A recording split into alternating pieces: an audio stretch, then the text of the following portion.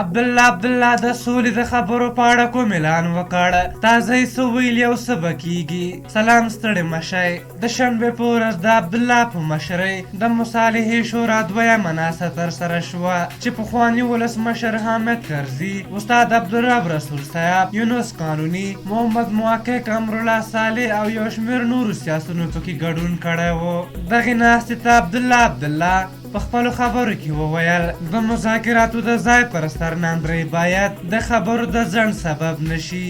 نوموړي وویل افغانان له جنګه ستړي شوي، د سولې تږي دي او د دې ملاتړي دي چې مذاکرات باید بیرته د جنوري په 5مه په دوحه کې پیل شي. عبدالله وویل نړیوالې ټولنې د سیمې هیوادونو او د افغانستان خلکو له سولې څخه خپل ملاتړ کړی دی، نو باید یوې تلپاتې سولې ته ورسیږي او روانه جګړه پای ته ورسیږي. هغه زیاته کړه چې د ملي روغې جوړې عالي شورا پر اوږو یو دروند مسؤلیت د خبرو له لارې په افغانستان کې د روانه جګړې پای ته رسول دي. عبدالله په بین الافغاني مذاکراتو کې د افغان حکومت پلاوی هم پیاوړی وباله او د دوی د هڅو ستاینه یې وکړه او زیاته یې کړه چې حکومتي پلاوی په لومړي پړاو خبرو کې په پوره وړتیا له ملي ګټو دفاع کړې.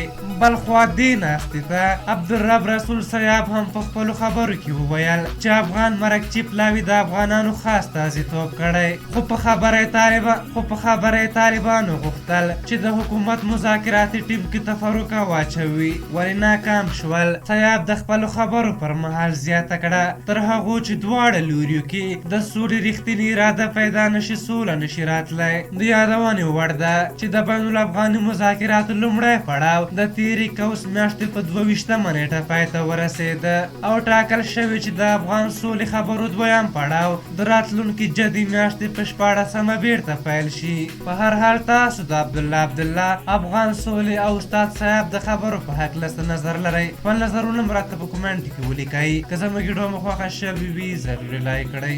تر بلې ویډیو مو په لیا بخښونکي خدای سپارم. د الله په امان.